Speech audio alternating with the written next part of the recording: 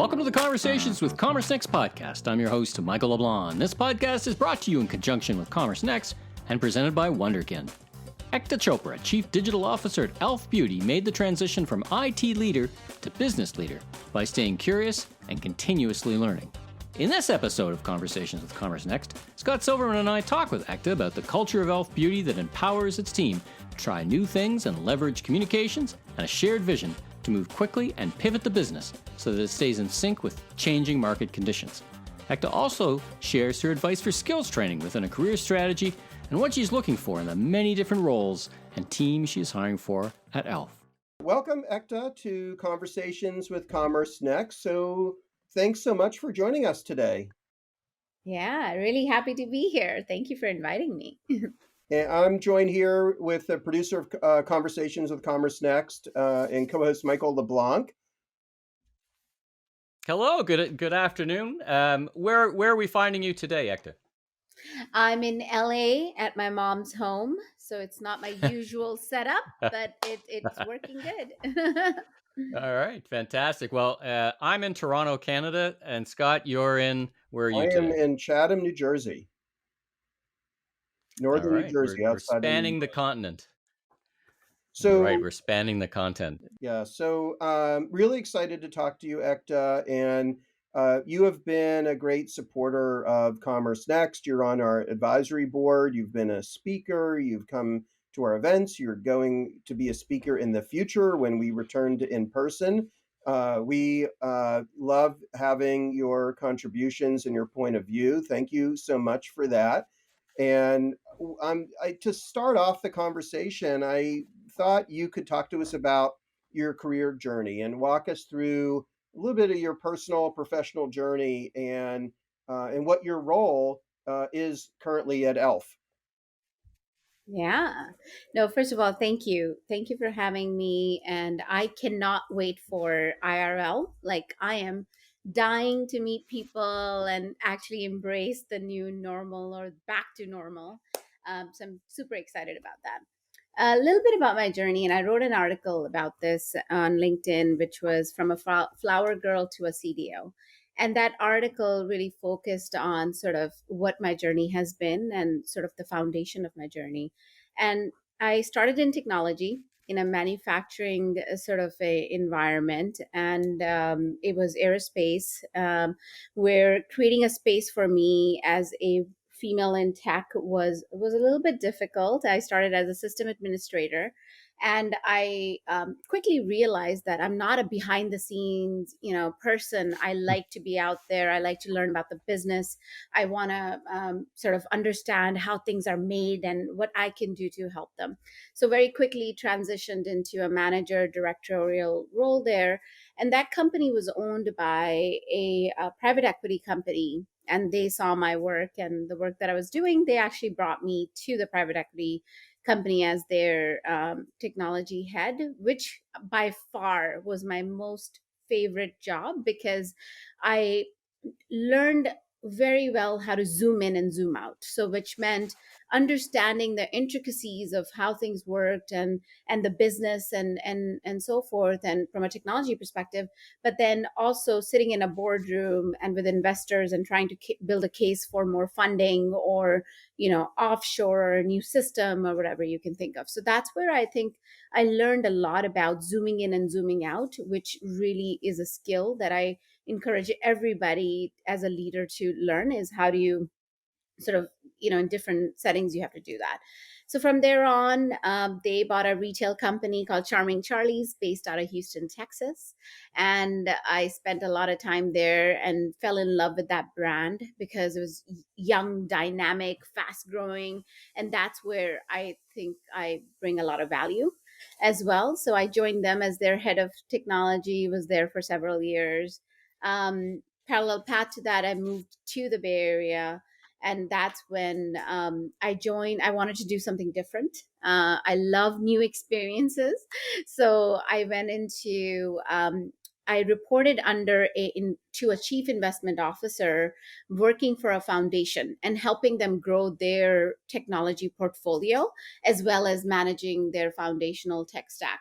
So that really was a new experience in itself. I got to learn a lot about technology funding and how do you sort of get in front of investors and other things, which was just building upon my skills that I'd learned at my private equity time. So that was really exciting. And from there on, got my role, my gig at E.L.F Cosmetics, which is my dream job. I still wake up every morning feeling very excited. And this is where I've been able to transition from a technology leader to a business leader. And that's where I got the opportunity to do this as the chief digital officer. So, in a nutshell, that's like high level my journey from a technology background to now a more holistic digital transformation leader, which managing a P&L as well as customer service and all of the technology. I mean, one of the things I love about this industry and the people that I meet in it are all the interesting journeys, and they're so different. You know, you find people that were a chemical engineer, or they came from finance, or in your case, you were in technology, and they end up in e-commerce, and Yeah. everybody brings a different perspective to it, which I think is super helpful. So I want to get a little bit in a minute. I want to get more into your the technology background and how you made that transition into a business leader. But first, just tell everyone about E.L.F. Yeah. It's a beauty brand. There are a lot of beauty brands, and what makes E.L.F. different? How do you differentiate yourselves? Why do your customers choose E.L.F. When they have so many other options in front of them? Yeah. First of all, E.L.F is a very special place. And I know probably everybody who works at a great brand says that this is the best company and it's a great brand. I can tell you, I get chills every time a new employee joins E.L.F. and they, in 2 weeks, the statement that stands true and true and true is I've never worked for an organization that is so transparent, so nimble, and it allows me to do things that I thought I could never do before. That anything is elfing possible. And if I think about that, our mission really is around serving every eye, lip, and face, and furry friends are paws. We never discriminate. And I think when you listen to that, you're like, oh, that how can you serve every eye, lip, and face, and this unique experience? It truly is about building a culture that is inside out. What we say and do internally is what we're projecting externally with our community, and as well as sort of the full ecosystem that the E.L.F brand sort of lives within. Now we have grown from E.L.F Cosmetics to now a chassis of three brands. Alicia Keys, our recent brand, Keys Soul Care, as well as Well People, which is our clean brand, and then E.L.F Cosmetics, which is our value brand. But above all, it all like kind of ladders up to this concept of that we are a company that truly believes in serving the unique needs, wants, and desires of our consumers, and not one person is the same. Like everybody's so different, right? So I think we celebrate that, we live it in our culture. Our culture is very data driven. We are in so many different channels as well, from brick and mortar. I mean, our distribution for E.L.F is huge. We're global presence as well, and our .com since COVID, if has sort of grown tremendously as well. And we don't look at digital as our own brand site. Digital for us is a more ecosystem, and it is retailer.com, amazon.com, as well as our brand sites, and any touch point that's non-physical is what we serve in our digital ecosystem. So E.L.F as a brand, strong brand, that serves so many different unique needs, wants, and desires. We leverage data tremendously, not just for the sake of it, but we actually take action against it. And we're also very, very speedy. E.L.F speed is a real thing. Well, your passion for the brand and your role are really exciting to hear. And so you arrive as a chief digital officer with this technology background, and I'd say more typical, we see someone in as a chief digital officer coming through the marketing organization, and so your path is a little, not as unique as some of the other, or it's more unique than many of the others. And can you talk about, did you choose this or did it choose you? And Yeah. also, I mean, you had been in so many other industries. Beauty is one in particular where it seems like uh, almost all of the leadership has a background in beauty. So someone coming from another industry is also pretty unique. So Yeah. yeah, I'd love to hear about that. Yeah. I would say it was meant to be. And the reason why I say that is I am inherently very curious. Like I love learning. Learning is a passion of mine. I till this day I take two classes each year that's in either augmenting or learning something new or becoming a deep expert in something. So this year I've taken two courses at Harvard. One is focused around leading with finance because I want to continue to become a better business leader. And the second one was around data science and fundamentals of data science. So I think that unique, not unique, but this curiosity that I have, it just feeds my hunger for learning a lot.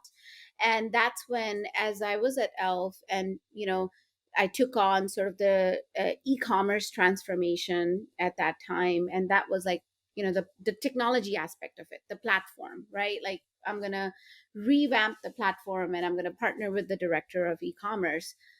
During that journey I found out, oh my god, the world around us is changing. Digital is not just e-commerce. How can we think about it just in such a silo? So I continuously pushed and asked questions And this is and sort of pre-COVID, just, right? this is pre-COVID. This is like 2018, 2017 is when we started sort of looking to transform. Our transformation didn't happen in 6 weeks or 6 months like it did for many people last year. It was a journey. It has been a journey for several years. And I think through this journey, through this curiosity, I sort of really, jumped in and sort of offered my ideas. I'm not the smartest one in the room, and I never want to be. But at the same question, like for me, it was important that whatever I was building was not for just today; it was for tomorrow, and it was just not a technology project. It was going to be a transformational project, and that was really important to me. In order to do that, I had to sort of bring the business along the journey. And through that process, I felt like the leadership saw my desire, my hunger, and as well as the value I was providing. And I think that's when sort of this role came to fruition, and I ended up taking over sort of the business side of it as well. And I would say only at E.L.F. that could have happened because we are a place where we give people opportunities, and if we see talent, we really expand, and if they're capable, we expand their tools in their toolbox. And that's what I've been able to achieve at ELF. But it really is because the leadership is amazing, the culture is amazing, and if you are someone who has curiosity and thrives in a crazy chaotic culture, and this constant landscape shifting and no set thing, no boundaries, well, that's the place ELF is, and that's what makes it so special. So Well, that's quite an endorsement for the culture there. I'm yeah. assuming, anyone listening, you would encourage them to consider joining the team, I Oh guess. my god, I have so many openings, come join. Well, I can't think of a better ambassador to convince people to join. I mean, I was gonna follow a thread, but you kind of followed it for me. I was gonna say it feels like one of your key attributes, and it sounds like the key attribute that the organization loves about you is curiosity. Right? There's a lot of Yeah. other skills and passion, but that curiosity to learn more, to try new things.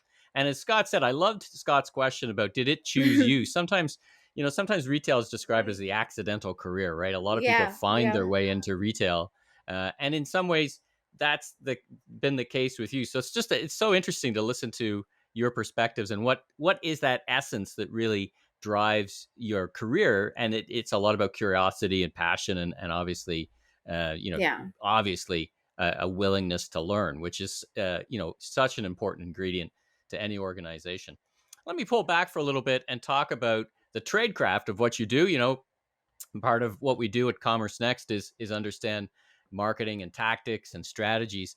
You described a wide gamut, from 3 brands at different price Mm-hmm. points, at different value equations, some celebrity connections, some building value on Mm-hmm. the people, and some just building a great value brand.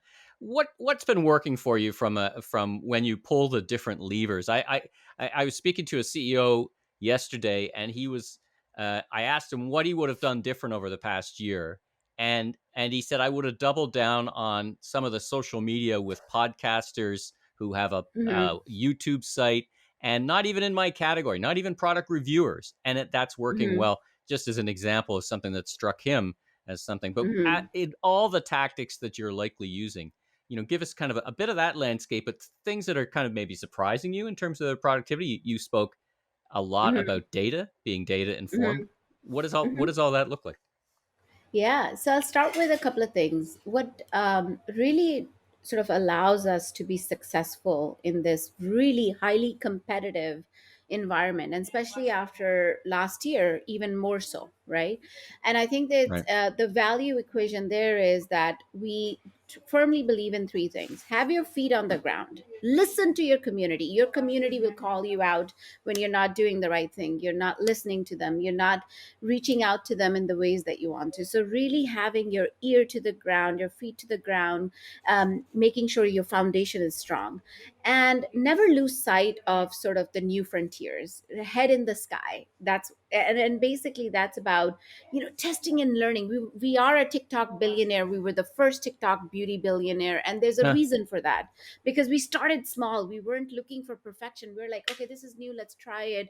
And then as the signals told us that you need to be there, we weren't the experts. We got the expert team together and actually did that. So I think it's about taking those risks and keeping your eyes out for the new thing, and then moving at elf speed. And when I say speed, Hmm. every company says, oh, we're fast, we go to market really quickly. No, Sure. what we do at elf, it's truly monumental in many ways. And I think that's where we have no red tape. There's no hierarchies that you have to get approval from or anything like that.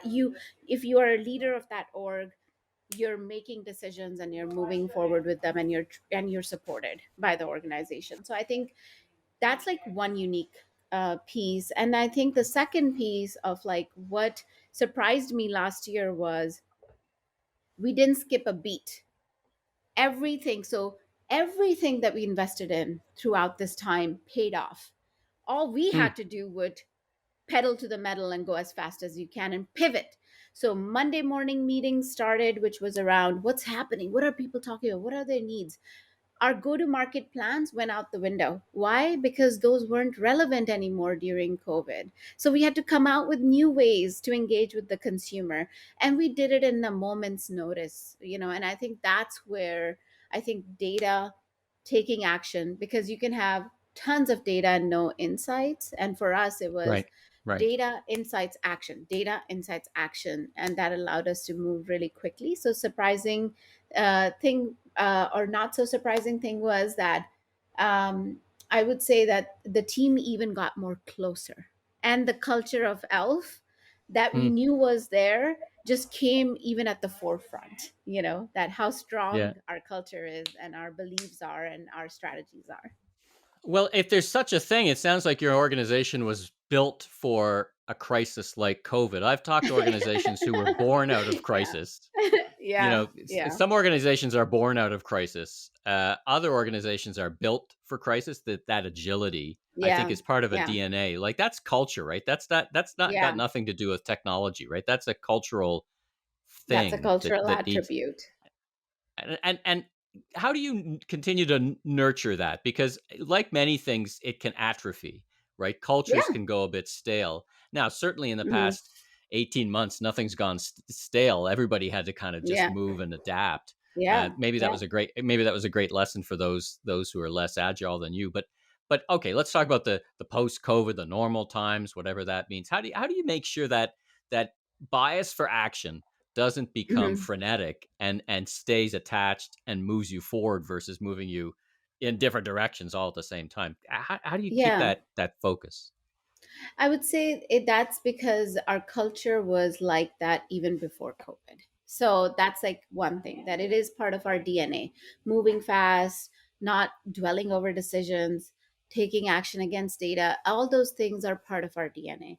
So that's number one. Number two is it starts with the leadership of the company, from our CEO, our CMO, our executive team as a whole is so strong, and they truly, like, if I think about the town halls that Elf has, I don't think any other brand has the town halls like we do.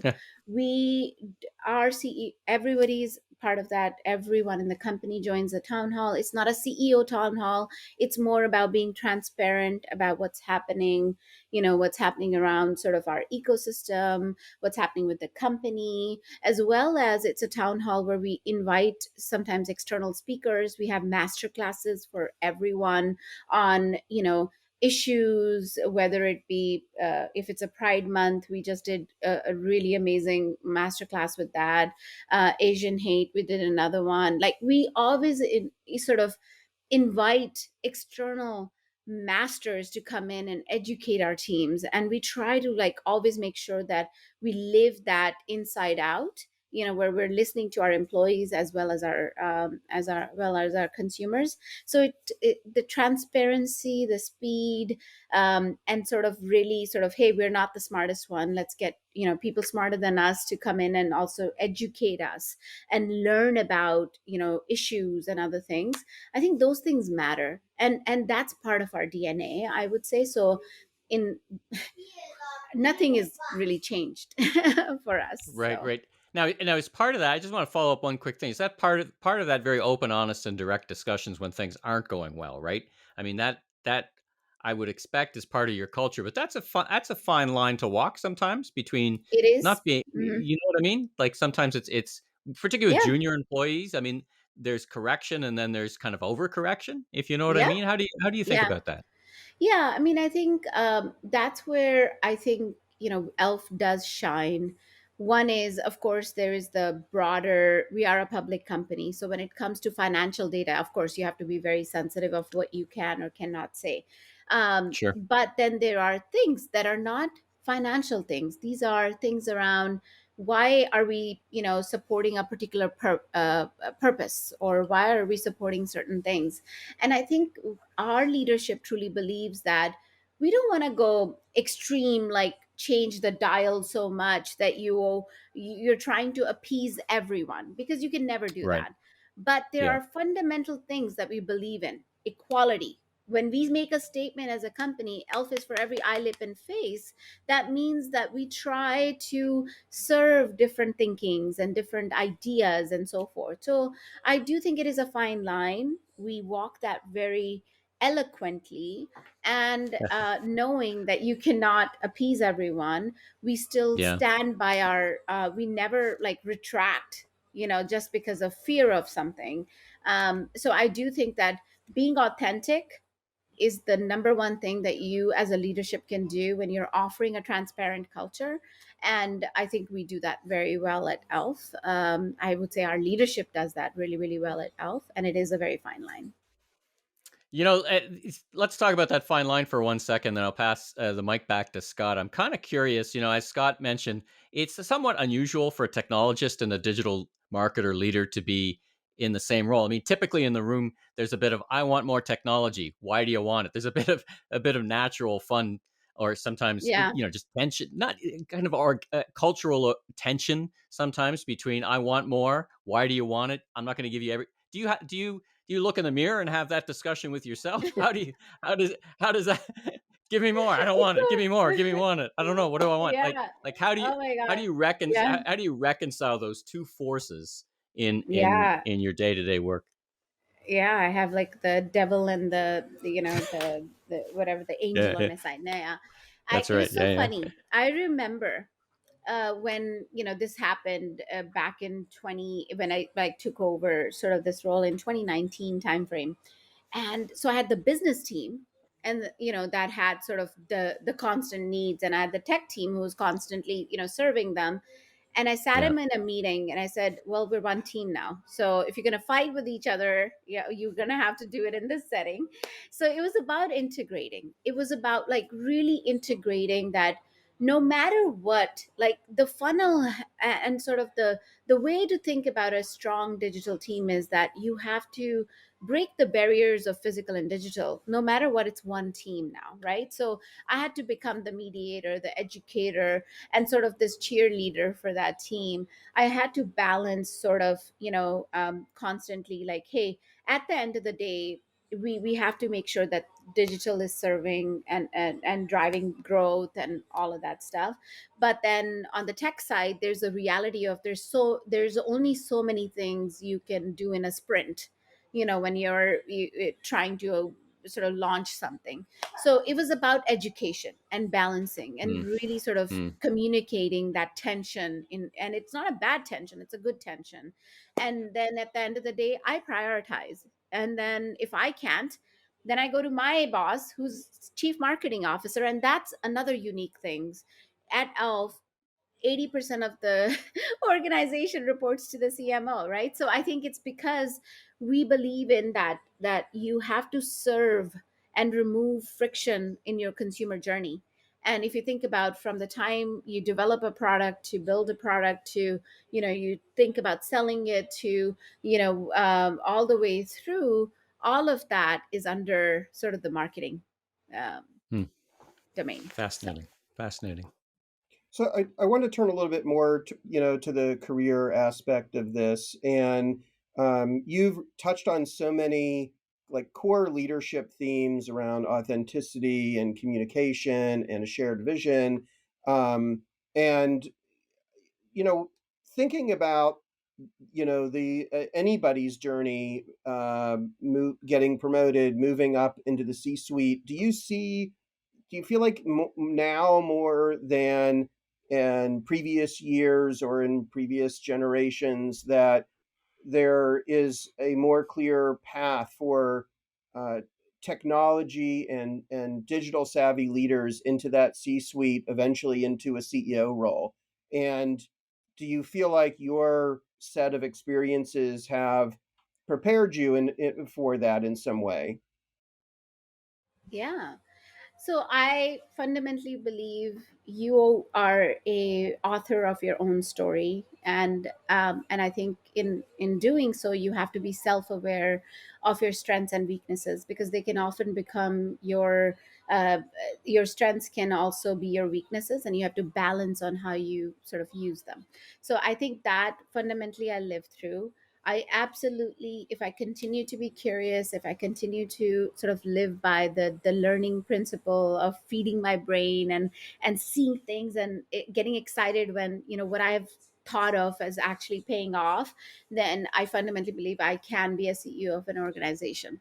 In a more broader sense, I sit on a lot of sort of CIO boards, or these communities that I'm part of, and I usually talk on those boards around how to transform from being a traditional CIO to a CXO who can be anything.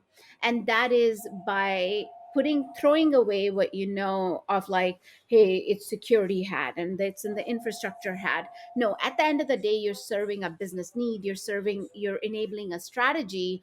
And in order to do that, you have to sort of understand the business, and you have to understand the business drivers, and you also have to understand sort of the customer at the end of the day, who the customer is. So I think just shifting that anyone who is a technologist in a general sense is very well situated to be a CXO, because that's what they actually do. They change behaviors, they change systems, they change processes. So, and most of the time, but what's missing is this business hat of, like, the actual when mechanics of fundamentals of, like, margin and running a P&L sort of comes into play. So that's what I would say to that, is that a CIO or is very well situated to be a CXO, which is many C's, as long as they're open to embracing the business side, and learning that very well. I think that's great advice. So we're going to switch gears here and look into the future. So imagine your role in 5 years from now. Think about all the things that keep you up at night now, and how do you think it'll be different 5 years from now? Some of the things will still remain the same. I think, no matter which CIO or CXO you are, you have to have two things that you have to be fearful of. This, or not fearful of, or two things that you have to know. One is security. It's a real concern. Whether you are a CEO, a board member, whether you are anyone, learn the basics about security and making sure that your organization is set up the right way to tackle that. More and more cyber crimes and new ways that you're getting attacked, and so forth. And this is a real concern that even larger organizations don't have enough bandwidth to sort of serve. So I think that's one thing. I think the second thing is data. Data is your best friend. Data is the currency for a digital ecosystem. Learn how do you build that muscle to not just like look at plethora of data that you're swimming in, but how do you take a look at that and drive action, and it build a culture that is very driven by data. I think those two things are going to become fundamental to any CXO out there. Security, knowing enough about that data. And then I think the third piece is, which is something that I constantly believe in, is sort of the curiosity aspect of it, right? Like, because the world is changing, how you do business is changing, supply chain is changing. Supply chain is like a big pain point for retailers and brands today, right? Yeah. So once again, like, knowing about sort of what's happening out there beyond your domain that's impacting you, I think is also very important. Yeah, the security one's really interesting. It's so topical right now. I think that's one for all of our listeners to probably think a little bit more about. So, I mean, you've mentioned curiosity a lot. You talked about how you're taking, I think you mentioned 2 classes a year. That's, and I just wanted, it sounds like, um, you put a lot of weight into learning. And Yeah. do you see that in terms of how you're selecting team members and what you're looking for? Obviously, universities are provide a certain core group of strengths and knowledge, but the industry moves much faster than what they can, what you're going to get from, Put say, in a the bachelor's textbooks. or an Yeah. MBA. But like, how do these certifications, these classes, like how important do you think these are when you're looking Mhm. at new hires, or even bringing someone in and thinking, okay, they have this raw talent, but if I have make sure that they're focusing on some certifications or some continued learning, that we can shape them into the next level for them. Yeah, great question. And I'll give you my personal journey. My dream since I was a kid was to be a doctor. Then life happens, and you realize that's a lot of years and you won't be able to support yourself financially if you did that while you're taking that degree. So then it pivoted to being a technologist. And my dream there was, I have to get an executive MBA from one of the most amazing Ivy League schools. And then, life happens for whatever circumstances. I haven't been able to go get my MBA yet. And sometimes I really, like, if I think about my life and my journey, I'm like, one of these days I'm going to make that a priority and I'm going to go get an MBA. So my mentors always tell me, "Oh my God, what you are doing, what you have done is already an MBA." Right. Like the type Right. of challenges that I've gone through, the different transformations of different companies, that is an MBA. Now, why take these certifications and courses? For me, they're not about learning something like really disruptive or it's gonna change my life. It's knowing those foundational things. I think that's what universities or other education sort of provides to you, is just the basics. Because sometimes you could do a lot of stuff but you miss the basics. And I think if you have the basics down, then you can augment with other things and your other testing and learning to create new things, right? So for me, it's when I look for candidates, a, do they have the hunger, the desire to learn? They might not have the experience. That's okay. I'm going to give you that experience. But do you have that capacity and that hunger to go and learn? And you're going to have to invest your own time in doing that. I think that's really important. The second is, do you have the basics down? Like, do you even just know that, this plus this is equal to this? If you don't know the basics, sometimes I think your foundation can't be strong. So I think, and that basics doesn't mean that you have to go to an Ivy League school or have an MBA. It's just, have you invested enough time in learning those basics? Well, Ekta, it's been such a wonderful interview. I wanted to thank you for joining us on Conversations with Commerce Next. Your personal, professional journey, listening to your ethos, and learning about the organization. It's so impressive. As I said, if there's such a thing built for the times we're in, it sounds like your organization is it. So, on behalf of Scott and Veronica, I wish you much continued success, and I Thank you. wish you a wonderful and safe rest of your day. Thank you for joining us. Thank you. Really appreciate it. Thank you so much.